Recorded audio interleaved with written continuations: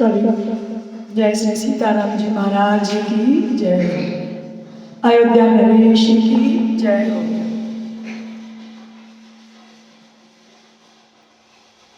बोलिए साचे दरबार की जय।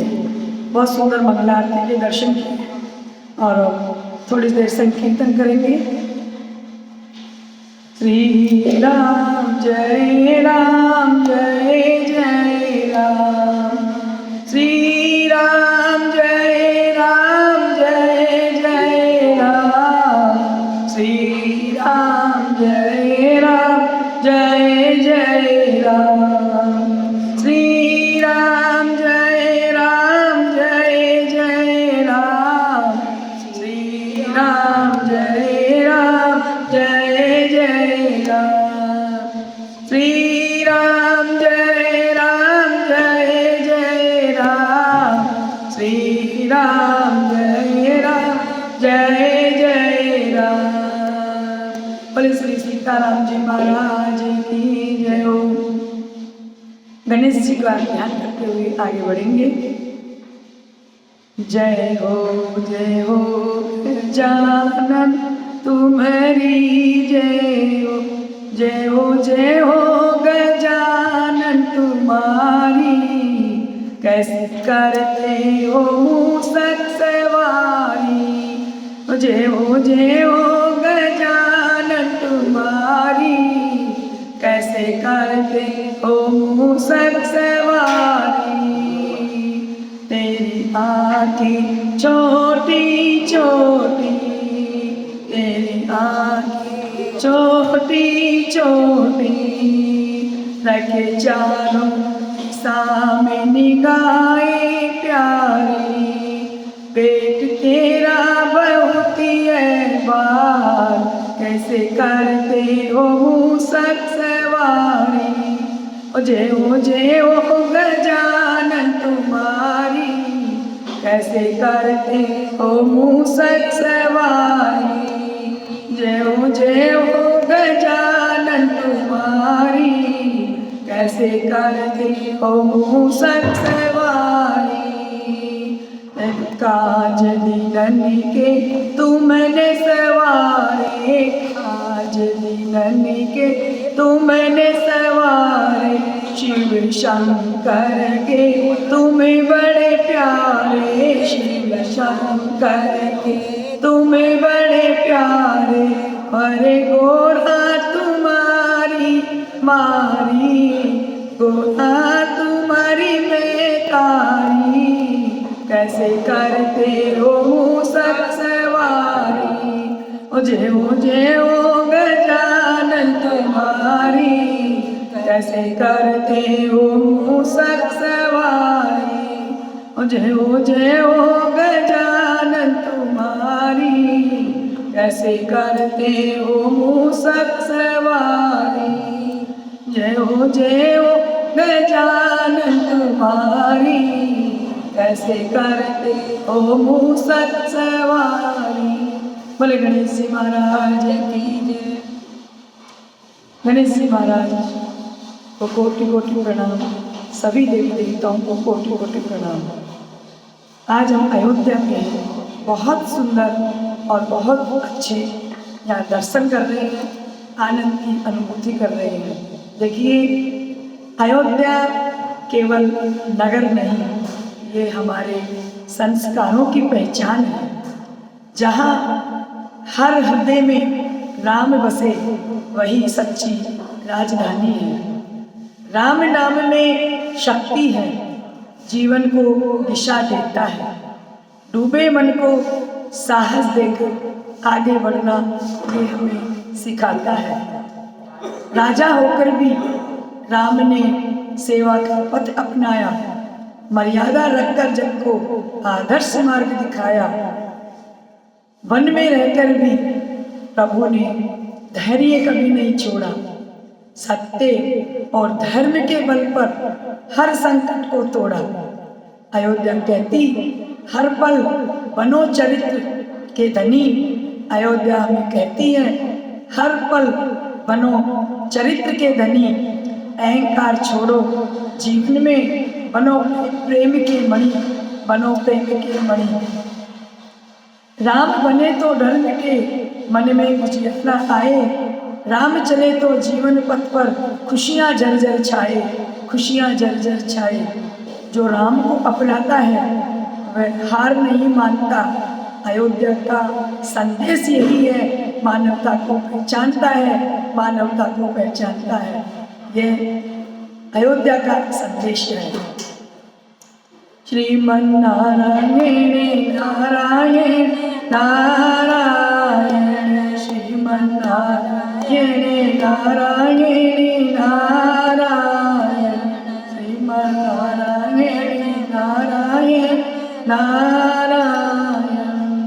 और देखिए अयोध्या में पूजा पाठ करने का, अपने पूर्वजों को याद करने का भी अनंत गुना फल मिलता है। तो श्री गीता जी का 18 अध्याय का संक्षिप्त में यहाँ पर सार बताएंगे।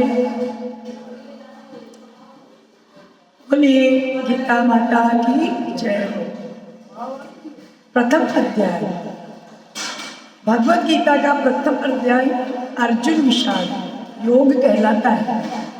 इसमें कुरुक्षेत्र के युद्ध भूमि का दृश्य और अर्जुन की मानसिक स्थिति का वर्णन आता है।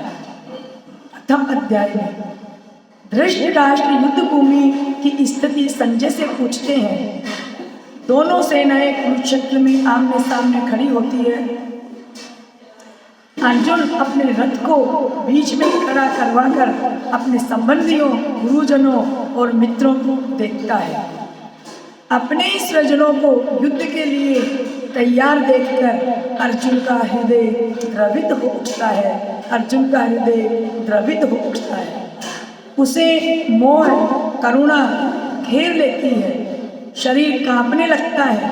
हाथ से गांडीव धनुष छूटने लगता है। अपने ही परिजनों को देखकर अर्जुन दुखी होता है। अर्जुन सोचता है कि अपने ही परिवारजनों का वध करने से उसे कोई सुख या विजय नहीं चाहिए। वह धर्म, कुल, परंपरा और समाज पर पड़ने वाले दुष्परिणामों की चिंता करता है, दुष्परिणामों की चिंता करता है। अंत में अर्जुन निराश होकर शस्त्र त्याग देता है और रथ में बैठकर युद्ध करने से इनकार कर देता है। इस प्रकार प्रथम अध्याय में अर्जुन का विषाद, शोक और मोह प्रकट होता है, जो आगे चलकर ये गीता के उपदेश का आधार बनता है। श्रीमन्नारायण नारायण नारायण, भजमन नारायण नारायण नारायण। श्री गीता जी के दूसरे अध्याय का संक्षिप्त सार है। श्रीमद् भगवत गीता दूसरा अध्याय ये साख्य योग, ज्ञान योग, ये अध्याय गीता का हृदय माना जाता है। इसमें अर्जुन के शोक और मोह का निवारण करते हुए भगवान श्री कृष्ण ने जीवन, आत्मा, धर्म और योग का बहुत गहरा उपदेश दिया है। बहुत गूढ़ रहस्य यहाँ श्री कृष्ण भगवान ने अर्जुन को बताया है। सारांश क्या है इसका? ये हमें सिखाता है कि जीवन का आधार आत्मज्ञान है और कर्तव्य पालन है। मोह और शोक छोड़कर निष्काम भाव से कर्म करना और हर परिस्थिति में समत्व भाव रखना ही गीता का मूल संदेश है, गीता का मूल संदेश है। आगे तृतीय अध्याय में भगवान बताते हैं ये कर्म योग है। श्रीमन्नारायण नारायण नारायण, भजमन नारायण नारायण नारायण। इस अध्याय में भगवान श्री कृष्ण ने अर्जुन को कर्म योग का उपदेश दिया है। यहाँ कर्म, ज्ञान और त्याग का रहस्य विस्तार से समझाया गया है। देखिए, ज्ञान और कर्म का संबंध केवल ज्ञान से मुक्ति नहीं मिलती, ज्ञान और कर्म का संबंध केवल कहते हैं ज्ञान से मुक्ति नहीं मिलती। जब तक मनुष्य अपने कर्तव्य कर्मों को करता नहीं, प्रत्येक मनुष्य को अपने स्वधर्म कर्तव्य का पालन करना बहुत जरूरी है।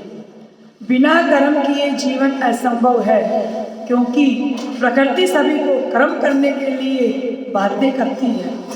कर्म करो लेकिन फल की इच्छा मत रखो, ये गीता में स्पष्ट बताया है श्री कृष्ण ने। कर्म ही योग है। जब वह समर्पण भाव से किया जाए तो जो श्रेष्ठ पुरुष करते हैं, जो श्रेष्ठ पुरुष करते हैं, लोग वही अनुकरण करते हैं, लोग वही अनुकरण करते हैं। इसलिए ज्ञानी को भी लोक संग्रह जनहित के लिए कर्म करते रहना जरूरी है। रजोगुण और तमोगुण मोह पैदा करते हैं, इसलिए विवेकपूर्ण कर्म करना बहुत जरूरी है। मनुष्य का सबसे बड़ा शत्रु काम, अत्यधिक इच्छाएं और उससे उत्पन्न क्रोध है। इन्हें जीतकर ही आत्मज्ञान संभव हो सकता है। देखिए, मनुष्य को कर्म से भागना नहीं चाहिए, बल्कि कर्तव्य पालन करते हुए निष्काम भाव से कर्म करना ही एक मुक्ति का मार्ग है, एक मुक्ति का मार्ग है। कर्म से ही संसार चलता है और कर्म योगी ही सच्चा योगी है, कर्म योगी ही सच्चा योगी है। बहुत सुंदर भाव चतुर्थ अध्याय में बताएंगे भगवान। श्रीमन नारायण नारायण नारायण भजमन नारायण नारायण नारायण हरि ओम नारायण नारायण नारायण। क्या बताते हैं चतुर्थ अध्याय गीता जी के में, बहुत संक्षिप्त सार है। ये ज्ञान कर्म संन्यास योग का संक्षिप्त सार है। श्री कृष्ण अर्जुन को बताते हैं कि मैंने वह योग, ज्ञान और कर्म का योग प्राचीन काल में सूर्य देव को दिया था। ये परंपरा ऋषि मुनियों से होती हुई चली, लेकिन समय के साथ लुप्त हो गई। जब जब धर्म की हानि और अधर्म की वृद्धि होती है, तब तब मैं अवतार लेकर धर्म की स्थापना करता हूँ और भक्तों की रक्षा करता हूँ। जो व्यक्ति निष्काम भाव से ईश्वर को समर्पित होकर कर्म करता है, वही सच्चा योगी और ज्ञानी कहलाता है। ज्ञान से ही मोह और अज्ञान का नाश होता है। ज्ञानी व्यक्ति सब प्राणियों को समभाव से देखता है, चाहे ब्राह्मण हो, चांडाल हो, गाय हो या हाथी हो। भगवान कहते हैं कि इस ज्ञान को पाने के लिए गुरु के पास जाकर विनम्रता, सेवा और प्रश्नों के माध्यम से सीखना चाहिए। ज्ञानी और भक्तजन अपने कर्मों को ईश्वर को अर्पित करके करते हैं। ऐसे व्यक्ति कर्मों से बंधते नहीं हैं। जो मोह और संशय को छोड़कर श्रद्धा से कर्म करता है, वह मुक्ति को प्राप्त कर लेता है, मुक्ति को प्राप्त कर लेता है। निष्काम भाव से ईश्वर को समर्पित होकर कर्म करना ही श्रेष्ठ मार्ग है। ज्ञान से ही अज्ञान और मोह का नाश होता है। गुरु और श्रद्धा से प्राप्त किया गया ज्ञान जीवन को मुक्त कर देता है, जीवन को मुक्त कर देता है। श्रीमन नारायण नारायण नारायण भजमन नारायण नारायण नारायण श्रीमन नारायण नारायण नारायण।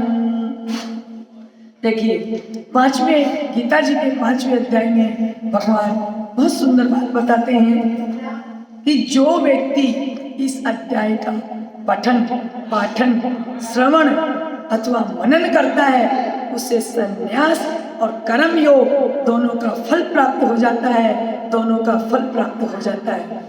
इसमें बताया गया है कि कर्म त्याग और कर्म योग दोनों ही साधक को मोक्ष की ओर ले जाते हैं, दोनों ही साधक को मोक्ष की ओर ले जाते हैं। परंतु कर्म योग श्रेष्ठ है, कर्म योग श्रेष्ठ है। इसका श्रवण करने वाला मनुष्य फल की इच्छा छोड़कर कर्म करता है और परम शांति को प्राप्त कर लेता है। परम शांति को वो प्राप्त कर लेता है।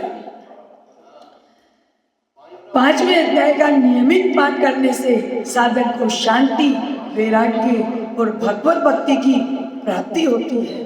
इसका माध्यम यही है। इसका माध्यम भी यह भी है कि इसके अध्ययन से जीव का अंतःकरण शुद्ध होता है और वह मुक्ति मार्ग पर दृढ़ हो जाता है। 5वें अध्याय का अध्ययन करने से मनुष्य कर्म करते हुए भी सन्यासी के समान निष्काम, शांत और परमात्मा में वो लीन हो जाता है। श्रीमन नारायण नारायण नारायण। बोलो गीता माता की जय।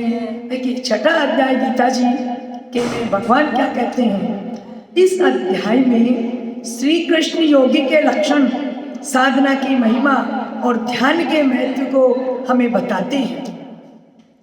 केवल धर्म छोड़ देने वाला सन्यासी नहीं होता है। भगवान कहते हैं केवल कर्म छोड़ देने वाला सन्यासी नहीं होता है। सच्चा सन्यासी और योगी वही है जो अपने कर्तव्य कर्मों को फल की आसक्ति छोड़कर करता है। योगी न तो अधिक खाने वाला है और न ही अति उपवास करने वाला हो। वह संतुलित आहार, आचार आचरण और विश्राम वाला होता है। योगी स्थिर मन से एकांत में बैठकर जो ध्यान करता है अपने चित्त को एकाग्र कर आत्मा में स्थित होकर परमात्मा का ध्यान करता है। मन स्थिर होकर जब न इधर उधर भटकता है तब योगी आनंद और शांति को प्राप्त कर लेता है। श्री कृष्ण कहते हैं कि तपस्वियों से, ज्ञानियों से और कर्मियों से भी योगी श्रेष्ठ है। और सब योगियों में भी वह योगी श्रेष्ठ है जो श्रद्धा से मुझ में लीन होकर मेरा भजन करता है। जीवन में संतुलन, आसक्ति रहित कर्म और अंत ध्यान के माध्यम से परमात्मा से जुड़ना ही एक सच्चा योग होता है। सभी योगियों में सबसे श्रेष्ठ भक्ति योगी है जो प्रेम पूर्वक भगवान में लीन रहता है। श्रीमन नारायण नारायण नारायण, भजमन नारायण नारायण नारायण, श्रीमन नारायण नारायण नारायण। देखिए 7वें अध्याय में ठाकुर जी क्या कह रहे हैं। कृष्ण भगवान समस्त चराचर जगत भगवान की ही शक्ति से उत्पन्न और स्थित है। भगवान ही सबका कारण और आधार है। बहुत से लोग तप, यज्ञ, दान आदि करते हैं परंतु बहुत ही दुर्लभ लोग भगवान तत्व से जान पाते हैं। भगवान को तत्व से बहुत कम लोग जान पाते हैं। जो अनन्य भाव से भगवान का भजन करता है वह उनका प्रिय है और वही सच्चा ज्ञानी है। 7वें अध्याय का सार ये है कि भगवान श्री कृष्ण संपूर्ण जगत के कारण, पालन करता और आधार है। उनकी अनन्य भक्ति और ज्ञान से ही मोक्ष प्राप्त किया जा सकता है। श्रीमन नारायण नारायण नारायण, भजमन नारायण नारायण नारायण, हरि ओम नारायण नारायण नारायण। देखिए 8वें अध्याय में ठाकुर जी क्या कह रहे हैं। 8वां अध्याय अक्षर ब्रह्मा योग का सार है। गीता का 8वां अध्याय अक्षर ब्रह्म योग कहलाता है। इसमें भगवान श्री कृष्ण ने आत्मा, ब्रह्मा और मृत्यु के समय स्मरण के महत्व को समझाया है। मृत्यु समय जो भी भाव स्मरण करता है वही उसे प्राप्त हो जाता है, वही उसे प्राप्त हो जाता है।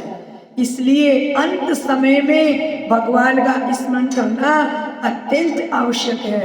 लेकिन वो स्मरण जब आएगा जब हम अभी से ही नियम बनाएंगे कि हमें तो परमात्मा के अलावा कुछ नहीं चाहिए। भगवान आप हमारे हो, हम आपके हैं, हम आपको एक पल के लिए भी नहीं भूले, तभी ये स्मरण अंत समय में आएगा। जो व्यक्ति जीवन भर भगवान का भजन, योग और ध्यान करता है, उसका चित्त मृत्यु के समय उन्हीं में स्थिर रहता है, उन्हीं में स्थिर रहता है। जो भक्त मृत्यु समय ओम का उच्चारण करके भगवान का स्मरण करता है, वह परम धाम मोक्ष को प्राप्त होता है, परम धाम मोक्ष को प्राप्त होता है। ब्रह्मा आदि सभी लोक में नश्वर हैं, परंतु भगवान का धाम अक्षर और अविनाशी है। वहाँ पहुँचने के बाद पुनर्जन्म नहीं होता है, वहाँ पहुँचने के बाद पुनर्जन्म नहीं होता है। अष्टम अध्याय का सार ये है कि मृत्यु समय भगवान का स्मरण करने वाला भक्त पुनर्जन्म से छूटकर उनके धाम को प्राप्त करता है। जीवन भर साधना और स्मरण करने से ये सहज संभव होता है, ये सहज संभव होता है। श्रीमन नारायण नारायण नारायण, हरि ओम नारायण नारायण नारायण, श्रीमन नारायण नारायण।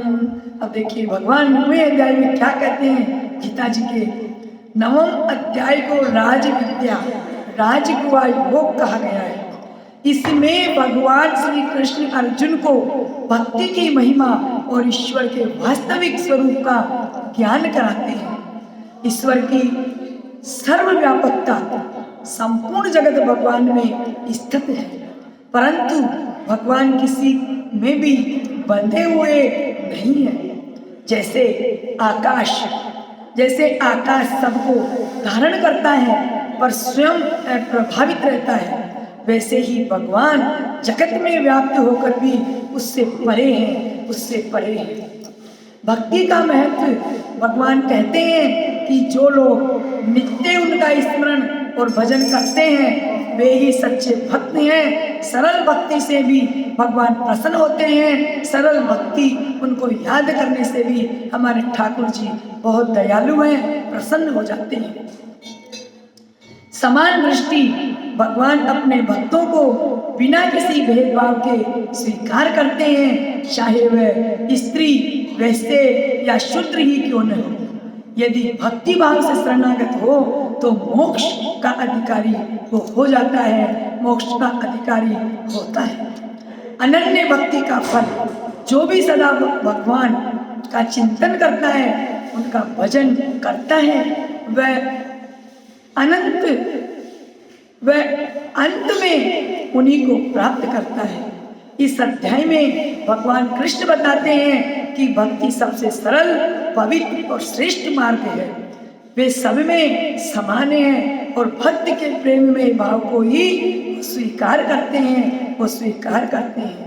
सच्ची और अनन्य भक्ति से ही मनुष्य जन्म मरण के बंधन से मुक्त होकर परमात्मा को प्राप्त करता है, परमात्मा को प्राप्त करता है। श्रीमन नारायण नारायण नारायण, भजमन नारायण नारायण नारायण, हरि ओम नारायण नारायण नारायण। अब देखिए 10वें अध्याय गीता जी में भगवान क्या बताते हैं। 10वां अध्याय विभूति योग है। इस अध्याय में भगवान श्री कृष्ण अर्जुन को अपनी दिव्य विभूतियों, विशेष शक्तियों और महिमाओं का विस्तार से वर्णन करते हैं। भगवान कहते हैं कि मैं ही सबका मूल कारण हूँ, सब कुछ मुझसे ही उत्पन्न होता है और अंत में मुझ में ही लीन हो जाता है। जो ज्ञानी भक्त इसे जान लेता है वह सदैव भगवान का भजन करता है और अपने हृदय में आनंद का अनुभव करता है। श्री कृष्ण अर्जुन को बताते हैं कि वे असीम हैं, इसलिए अपनी संपूर्ण विभूतियों का वर्णन करना संभव नहीं है। फिर भी अर्जुन की जिज्ञासा के लिए वे कहते हैं, देवों में मैं इंद्र हूँ, ऋषियों में मैं व्यास हूँ, यज्ञों में मैं जप यज्ञ हूँ, जल में मैं गंगा जी हूँ, पर्वतों में मैं हिमालय हूँ और समस्त जीवों में आत्मा रूप में मैं स्थित हूँ। कितनी सुंदर बात हमारे भगवान ने बताई है सब जीवों के लिए। भगवान ये भी बताते हैं कि जो कुछ भी विलक्षण, प्रभावशाली, तेजस्वी और अद्भुत है, उसे समझो कि वह उनकी ही विभूति है। इसका सार ये है कि 10वें अध्याय हमें क्या संदेश देता है। भगवान की महिमा अनंत है और उनकी विभूतियां समस्त सृष्टि में व्याप्त हैं। भक्त जन इन विभूतियों को देखकर भगवान का स्मरण करता है, तब उसका मन स्थिर होकर भक्ति में स्थित हो जाता है, भक्ति में स्थित हो जाता है। श्रीमन नारायण नारायण नारायण, भजमन नारायणी नारायण नारायण, हरिओम नारायण नारायणी नारायण। अब देखिए भगवान एकादश अध्याय में क्या बताते हैं।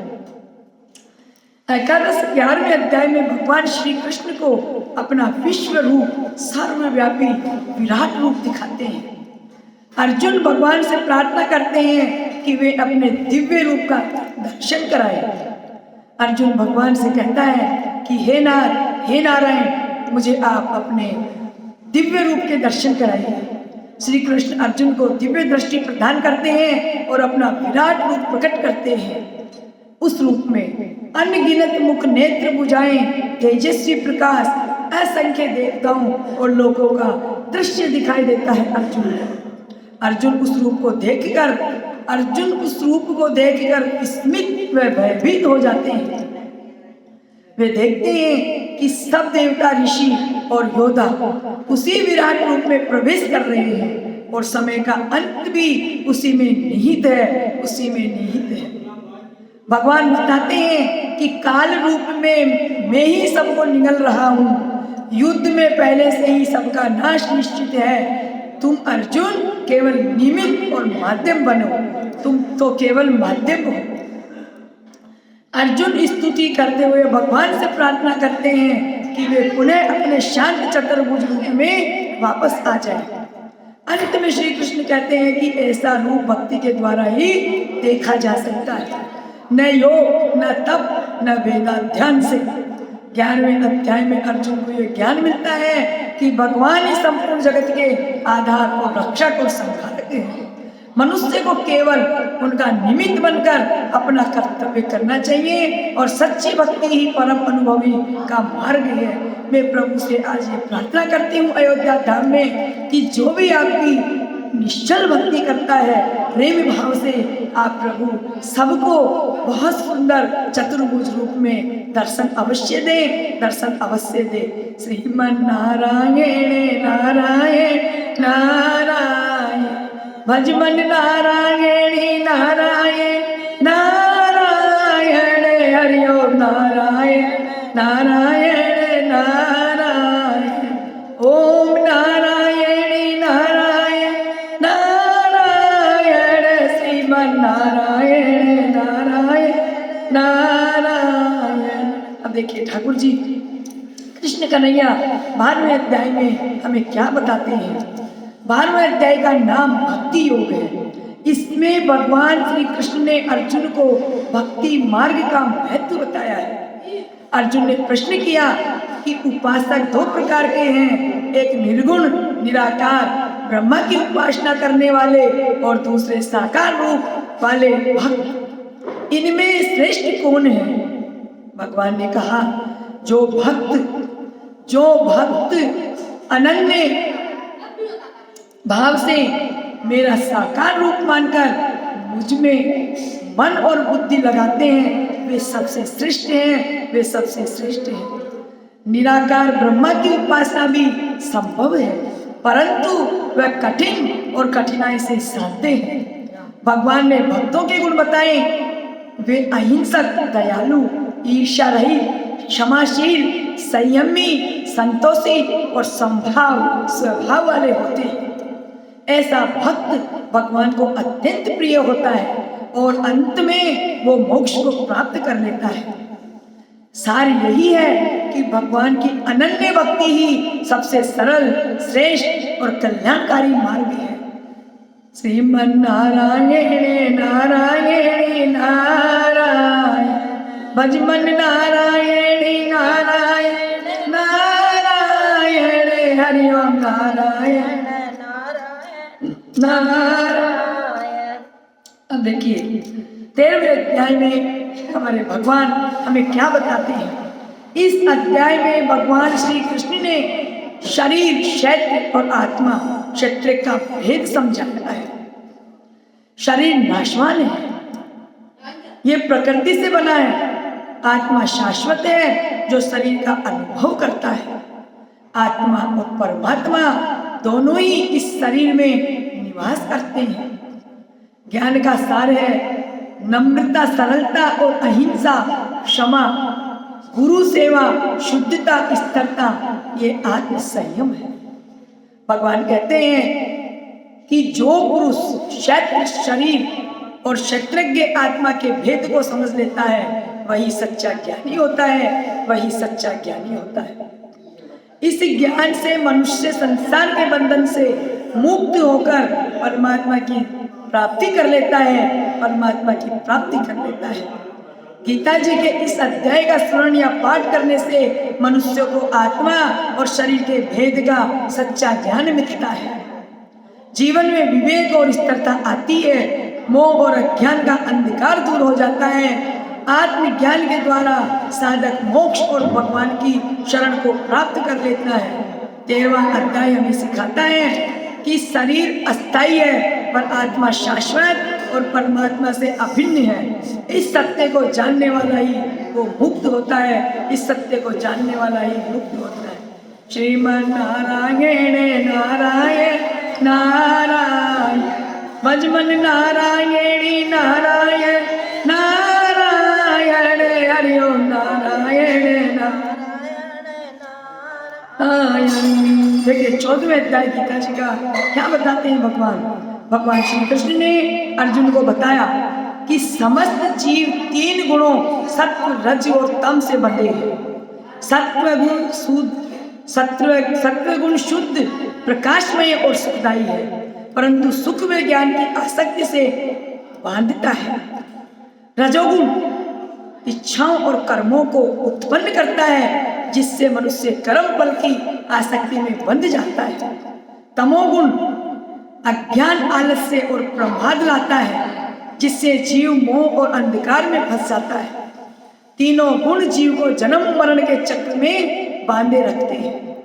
जब मनुष्य गुणों से परे होकर सुख दुख, मान अभिमान और मोह माया में संभाव रखता है वह गुणातीत कहलाता है, वह गुणातीत कहलाता है। गुणातीत साधक भगवान में स्थित होकर अमृत तत्व मोक्ष को प्राप्त करता है। जीवन में 3 गुणों का प्रभाव रहता है, परंतु साधक का लक्ष्य इनसे ऊपर उठकर परमात्मा में स्थिर होना है।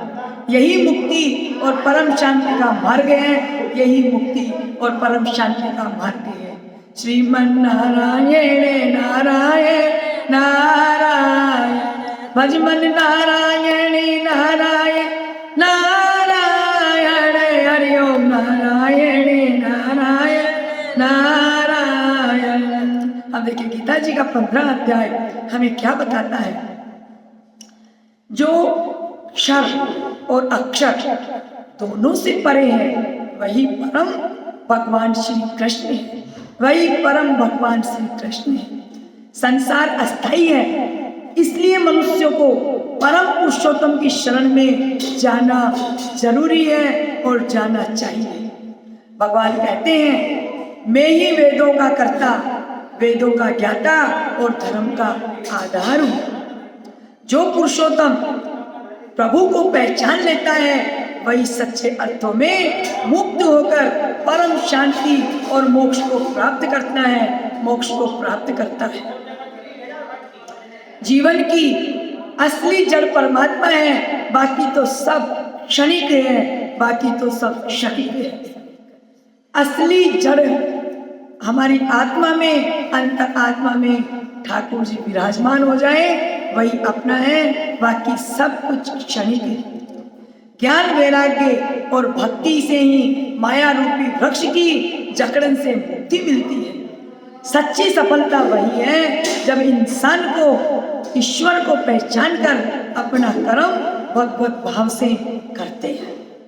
15 अध्याय में बताता है कि भगवान श्री कृष्ण ही पुरुषोत्तम है और उनकी शरण लेने से ही मोक्ष और सच्ची शांति संभव है। बहुत जरूरी है ये दुनिया, ये सब क्षणिक है हमारे सुख। श्रीमन नारायण नारायण नारायण मजमन नारायण नारायण नारायण हरिओम नारायण नारायण नारायण। देखिए 16वां अध्याय गीता जी का में क्या कहता है। इस अध्याय में भगवान श्री कृष्ण ने मनुष्य की 2 प्रकार की प्रवृत्तियों का वर्णन किया है। देवी संपत्ति सत्कर्म में गुण भगवान कहते हैं देवी संपत्ति मोक्ष की ओर ले जाती है, आसुरी संपत्ति बंधन और पतन का कारण बनती है। शास्त्र के नियमों का पालन कर ही जीवन को श्रेष्ठ और सफल बनाया जा सकता है। यह अध्याय हमें स्वयं का आत्म मंथन करना सिखाता है कि हमारे अंदर कौन से गुण बढ़ रहे हैं, देवी या आसुरी। जीवन को सफल बनाने के लिए देवी गुणों का विकास और आसुरी गुणों का परित्याग करना बहुत जरूरी है, ये आवश्यक है।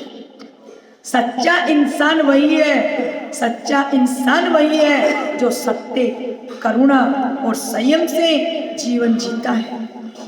देवी गुणों को अपनाकर ही हम अपने जीवन को शांत, सफल और मोक्षदायी बना सकते हैं, मोक्षदायी बना सकते हैं। ये 16वां अध्याय हमें सिखाता है कि मनुष्य का चरित्र ही उसका भाग्य है। देवी गुण उन्नति और मोक्ष की ओर ले जाते हैं, जबकि आसुरी गुण विनाश का कारण बनते हैं, विनाश का कारण बनते हैं। ये अध्याय हमें ये सिखाता है कि हमें देवी गुणों को अपने जीवन में धारण करना चाहिए। श्रीमन नारायण नारायण नारायण मजमन नारायण नारायण नारायण हरिओम नारायण नारायण नारायण। 17वां अध्याय गीता जी का क्या सिखाता है हमें, देखिए।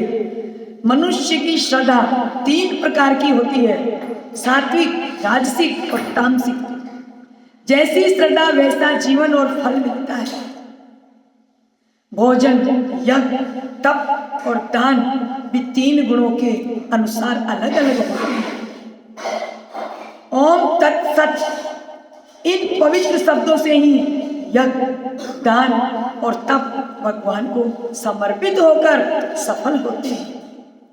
मनुष्य को सदैव सात्विक श्रद्धा, आहार और आचरण अपनाकर अपने कर्मों को भगवान को अर्पित कर देना चाहिए, अपने कर्मों को ठाकुर जी को अर्पित कर देना चाहिए। मंगल भवन मंगलहारी प्रभु दशरथ अजर बिहारी।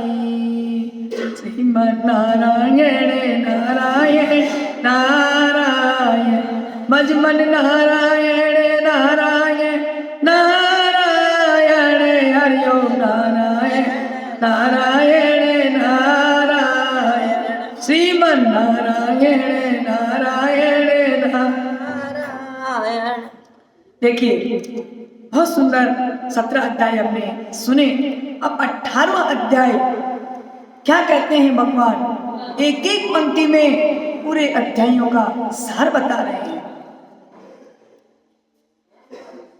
प्रथम अध्याय में भगवान ने क्या बताया, अर्जुन विषाद योग। अर्जुन अपने धर्म और कर्तव्य में उलझकर शोक और संदेह में पड़ जाता है।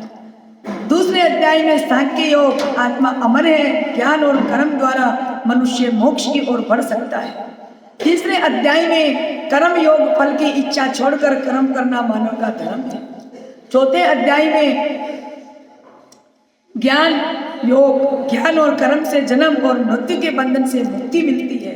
पांचवें अध्याय में संन्यास योग, संन्यास और कर्म योग दोनों से मोक्ष संभव है। निष्काम कर्म सर्वोत्तम है। छठे अध्याय में ध्यान योग, साधक को मन और इंद्रियों को संयमित कर ध्यान और योग में स्थिर होना चाहिए। सातवें अध्याय में ज्ञान विज्ञान योग, सच्चे ज्ञान से भगवान की संपूर्ण सत्ता को जाना जा सकता है। आठवें में अक्षर ब्रह्मा योग, मृत्यु के समय ध्यान और भक्ति से जीव आत्मा को परम स्थायित्व प्राप्त करता है। नवें में राज विद्या राजगुह योग, भगवान की भक्ति सर्वोच्च योग है जो अज्ञान और पापों से दूर करती है। 10वें अध्याय में विभूति योग, ईश्वर की दिव्य विभूति और महिमा का ज्ञान श्रद्धालुओं को भक्ति में बनाता है। 11वें अध्याय में विश्व रूप दर्शन योग, भगवान का विराट रूप देखकर अर्जुन साक्षात्कार करता है कि सब कुछ उनकी शक्ति से ही संचालित होता है। 12वें अध्याय में भक्ति योग, अनन्य भक्ति और सच्चा प्रेम ईश्वर की प्राप्ति का सर्वोत्तम मार्ग है। 13वें अध्याय में क्षत्र क्षेत्र के विभाग योग, शरीर क्षेत्र है, आत्मा क्षेत्र के ज्ञान से आत्मा का अनुभव होता है। 14वें अध्याय में गुणत्र विभाग योग, सत्व रजतम और तम के गुणों के आधार पर मनुष्य का आचरण और फल निर्धारित होता है।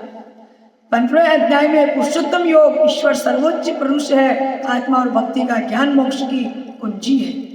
16वें अध्याय में देवासुर संपत्ति भाग योग है, देवी गुणों वाला मनुष्य उत्तम और आसुरी गुणों वाला पतित होता है। 17वें अध्याय में श्रद्धा त्रय विभाग योग है, श्रद्धा आहार यज्ञ तप और दान तीनों गुणों से प्रभावित होते हैं, इस सात्विक मार्ग श्रेष्ठ है। 18वें अध्याय में भगवान ने मोक्ष संन्यास योग, निष्काम कर्म स्वधर्म और भक्ति से मोक्ष की प्राप्ति होती है, मोक्ष की प्राप्ति होती है। भगवान ने 18 अध्याय में ये सारा वर्णन किया है।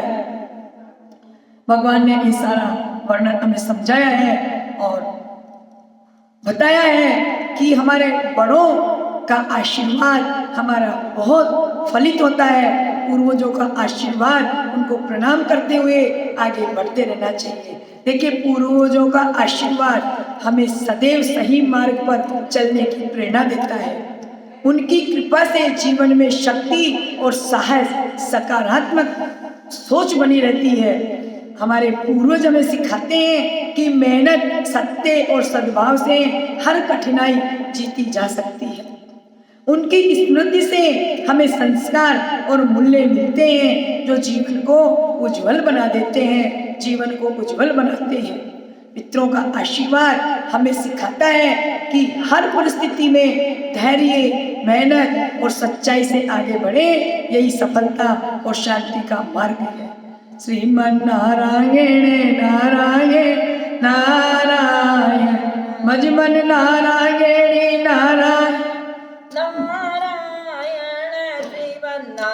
नारायण नारायण नारायण। क्योंकि देखिए, जिससे ये शरीर हमारा अपना शरीर को भी हम अपना नहीं कह सकते हैं। जिस शरीर को हम मेरा मेरा कहकर खूब सजाते हैं, संवारते हैं, उसे खिला खिला कर पुष्ट करते हैं, उसकी सुरक्षा और सुविधा के लिए जीवन की अनमोल सांसें लगा देते हैं, लेकिन ये भी एक दिन साथ छोड़ देता है। जब तक इस जीवन दीप में आयु का तेल शेष है, तब तक इस शरीर से हर तरह से पुरुषार्थ करके परमार्थ साधना में लगाना आवश्यक है।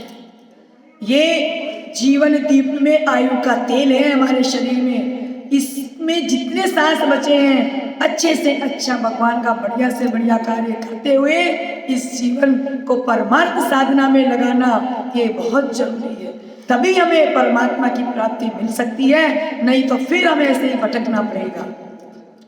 पुण्य का अर्जन सतत करते रहो, क्योंकि सांसारिक सामग्री और धर्म आचरण के साधन, इन सब का लाभ पुण्य से मिलता है। जीवन में सुख और धर्म दोनों की प्राप्ति पुण्य से होती है।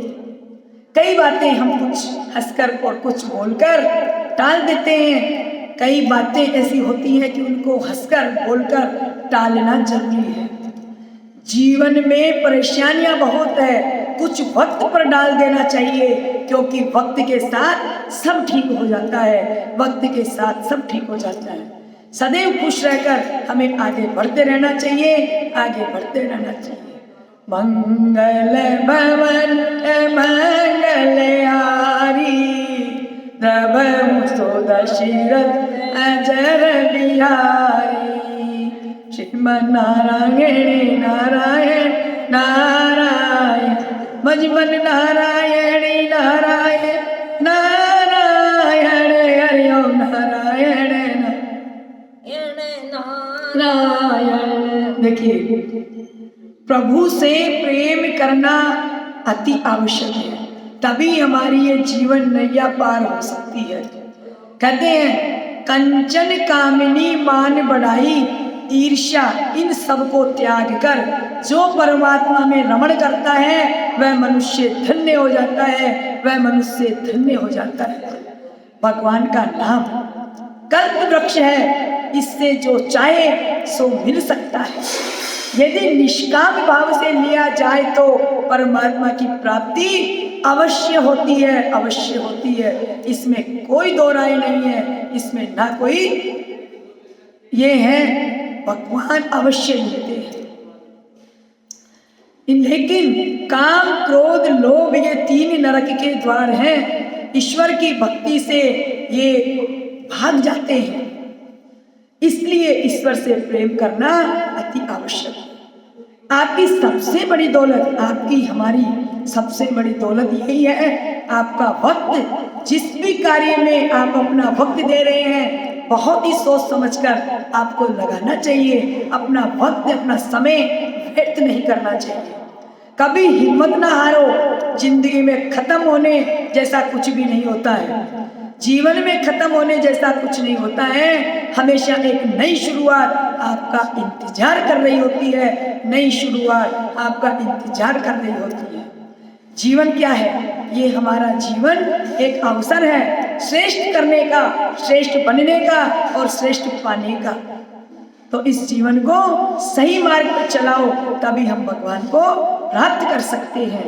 श्रीमन नारायण नारायण नारायण श्रीमन नारायणी नारायण नारायण हरि ओम नारायण नारायणी नारायण। देखिए, अयोध्या धाम में बहुत सुंदर, यहाँ सीताराम जी के चरणों में बैठकर रोज कथा करते हैं। बहुत सुंदर सुंदर झांकियाँ निकलती है। हमारे अन्नकूट की झांकी भी बहुत सुंदर हुई। और ये जो झांकियाँ निकालते हैं, अन्नकूट की झांकी हमने गोवर्धन बनाया, ये हमें क्या सिखाता है? देखिए, अन्नकूट सिखाता है कि जहाँ अन्न का सम्मान होता है वहाँ आनंद अपने आप बसता है, आनंद अपने आप बसता है। अन्नकूट का भोग लगाया, गोवर्धन बना करके, कड़ी चावल 56 भोग हमारे महाराज जी द्वारा लगे। जहाँ अन्नकूट अन्न का सम्मान किया वहाँ आनंद बरसता है। ये पर्व कृतज्ञता, सेवा और संतोष का प्रतीक होता है। इसको हम मनाते हैं तो जीवन में संतोष आता है। भगवान को अन्न अर्पित करने का अर्थ है हमारे भीतर के अहंकार को अर्पित करना। जब विनम्रता बढ़ती है तभी जीवन में समृद्धि आ जाती है, तभी जीवन में समृद्धि आ जाती है। अन्नकूट का संदेश है बांटना ही सच्ची भक्ति है। हमारे महाराज जी जाते हैं जहाँ इतना प्रसाद लाते हैं और इतना प्रसाद सब भक्तों को बांटते हैं, दिल खोल के बांटते हैं, खूब प्रसाद बांटते हैं। तो जीवन में बांटना ही एक सच्ची भक्ति है। जो दूसरों का पेट भरता है वही ईश्वर के सबसे करीब रहता है। चाहे वो खुद ना खाए लेकिन किसी को बुलाकर प्रेम से जिमाए, वही एक सच्ची भक्ति है, वही ईश्वर के करीब रहता है। ये याद दिलाता है हमें कि समृद्धि तब सार्थक है जब उसमें करुणा हो। अन्न तभी प्रसाद बनता है जब उसमें प्रेम की सुगंध हो। अन्नकूट हमें सिखाता है कि जीवन में जितना मिले उतना ही दूसरों के साथ बांटो, हंसो। जीवन में बांट कर खाए वही व्यक्ति सच्चा साधक होता है, क्योंकि देने वाला हाथ ही सबसे धन्य होता है। श्री कृष्ण ने सिखाया है अन्न ही ईश्वर का रूप है, इसलिए हर दाना पूजनीय है, हर भूखा अतिथि भगवान का स्वरूप है, हर भूखा अतिथि भगवान का स्वरूप है। अन्नकूट केवल प्रसाद नहीं, ये परिश्रम, प्रेम और परोपकार की आरती है। जो इसे समझ लेता है उसका जीवन स्वयं प्रकाश बन जाता है, प्रकाश बन जाता है।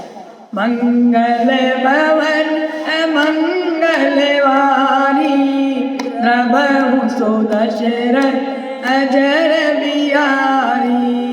श्रीमन्नारायण नारायण नारायण, श्रीमन्नारायणी नारायण नारायण, हरि ओम नारायण नारायण।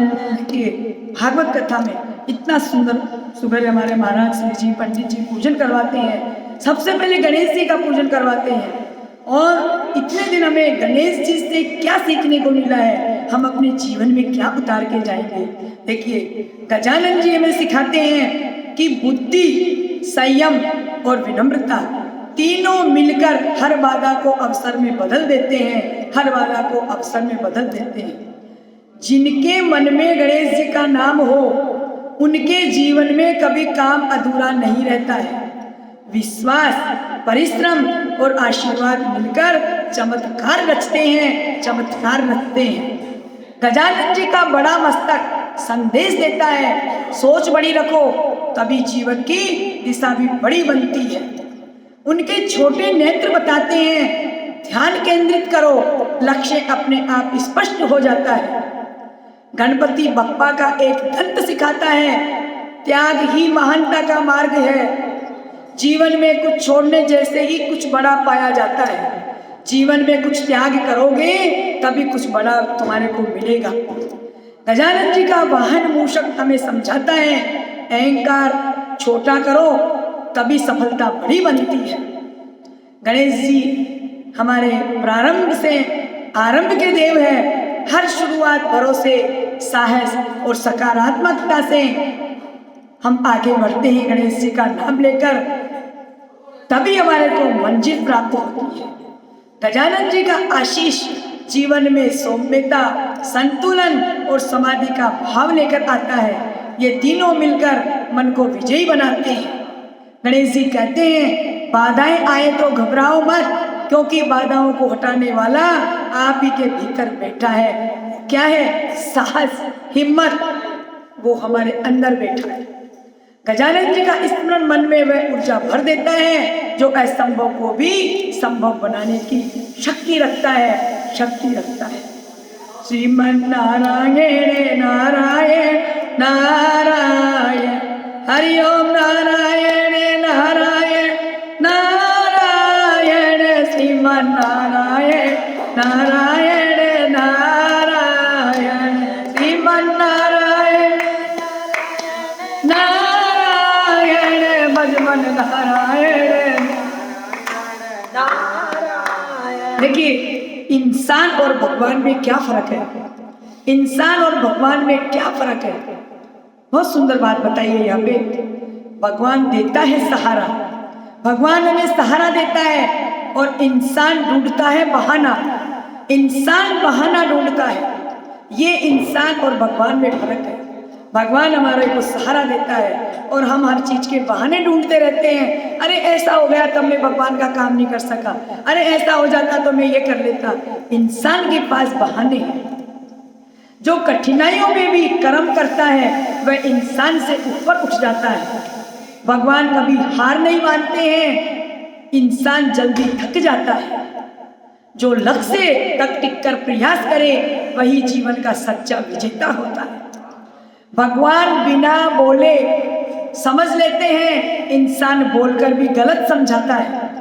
भगवान बिना बोले सब कुछ जान लेते हैं और इंसान बोल करके भी गलत समझता है।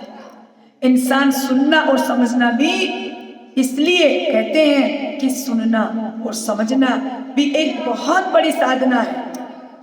भगवान देने से बढ़ते हैं, इंसान लेने से घटता है। जो बांटना सीख लेता है वही मन का राजा होता है। जो बांटना सीख लेता है वही मन का राजा बन जाता है। भगवान कभी भेदभाव नहीं करते, इंसान भेदभाव में ही अटक जाता है। जो सबको अपना समझे वह जीवन में सच्चा ईश्वर पा लेता है। भगवान क्षमा करके आगे बढ़ते हैं, इंसान बदला लेकर पीछे रह जाता है। माफ करना कमजोरी नहीं, आत्मा की सबसे बड़ी ताकत है। हमेशा घर में हो बाहर हो कभी भी गलतियां हो जाती है तो माफ यदि कर देते हैं, वो हमारी सबसे बड़ी ताकत होती है। भगवान चमत्कार से नहीं विश्वास से मिलते हैं। जो अपने कर्म विचार संकल्प को शुद्ध रखे वही भगवान जैसा महान बन जाता है। भगवान समय देते हैं, इंसान बहाने देता है। समय का सदुपयोग ही सफलता का सबसे बड़ा उपहार है। इंसान में भी भगवान बनने की शक्ति छिपी है। कर्म धैर्य सत्य और करुणा के पालन से हर व्यक्ति अपने जीवन को दिव्यता की ओर ले जा सकता है। हर व्यक्ति अपने जीवन को दिव्यता की ओर ले जा सकता है। श्रीमन नारायण नारायण नारायण, हरि ओम नारायण नारायण नारायण, श्रीमन नारायण नारायण नारायण, भजमन नारायण नारायण नारायण, हरि ओम नारायण नारायण नारायण, श्रीमन नारायण नारायण नारायण, नारायण नारायण नारायण, हरि ओम नारायण नारायण नारायण, श्रीमन नारायण नारायण नारायण, मंगल भवनीय मंगलहारी, प्रभु चोदर अजर बिहारी, श्री राम जय राम जय जय राम, श्री राम जय जय जय राम, हरे राम हरे राम, हे राम राम हरे हरे, हरे राम हरे राम, हे राम राम हरे हरे, हरे राम हरे राम, हे राम राम हरे हरे, हरे कृष्णा हे कृष्णा कृष्णा हरे हरे, हरे कृष्णा हे कृष्णा कृष्णा हरे हरे। बोले साचे दरबार की जय। भैया आरती में हो गया क्या समय? अच्छा चलिए इतने भजन कर लेते हैं आरती का समय। बोलो अयोध्या नरेश की जय।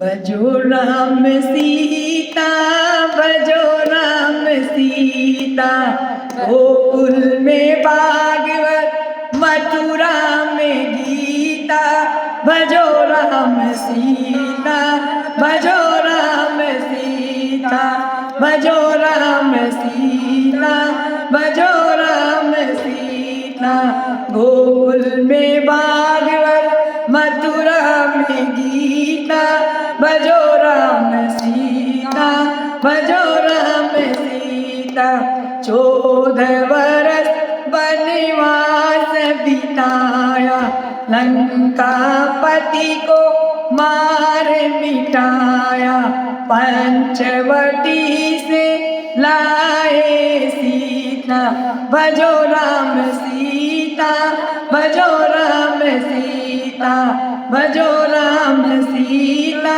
भजो राम सीता, गोकुल में भागवत मथुरा में गीता, भजो राम सीता, भजो राम सीता, भजो राम सीता, भजो राम सीता। बोले साचे दरबार की श्री राम जय राम जय जय राम, श्री राम जय जय राम, श्री राम जय नरेश की जय, आज के आनंद की जय, गीता माता की जय, गौ माता की जय, भागवत भगवान की जय, कथा सुनाने वाले महाराज जी की जय, संत शिरोमणि महाराज जी की जय, सभी भक्तजनों की जय।